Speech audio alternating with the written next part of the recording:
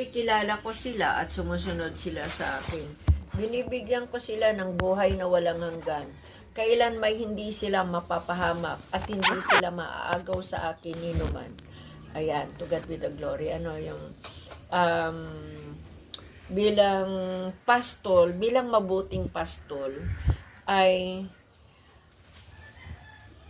sa isang pastol, tunay nga na hindi hayaan ng, kapag ikaw ay isang tunay na pastol ng mga alaga mo, hindi mo sila hahayaang masila ng ibang, hindi mo sila pwedeng hayaan na saktan sila ng ibang tao o masila sila ng ibang mababangis na hayop.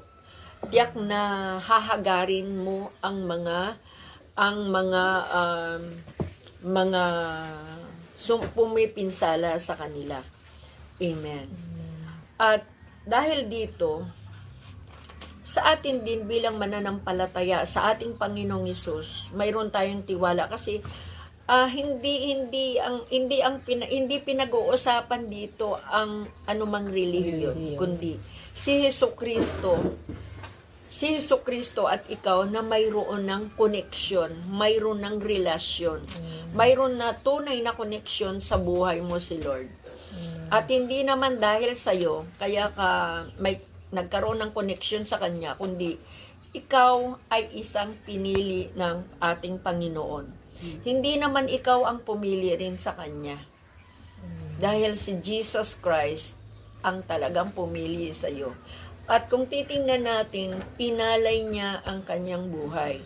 As bilang mabuting pastol, inalay niya ang kanyang buhay. At hindi iyon kaila sa atin na namatay siya doon sa krus ng Kalbaryo. Siya ay Diyos, pero ano ang ginawa niya?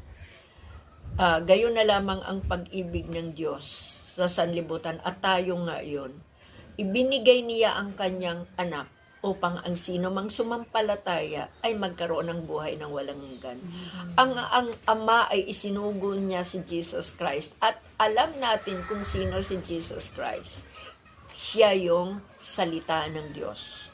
Siya yung salita ng Diyos na nagkatawang tao, sinakripisyo niya ang kanyang buhay sa bawat isa sa atin.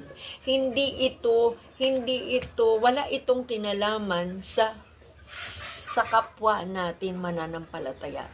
May kinalaman ito sa relasyon mo kay Jesus Christ, kung sino talaga siya sa buhay mo.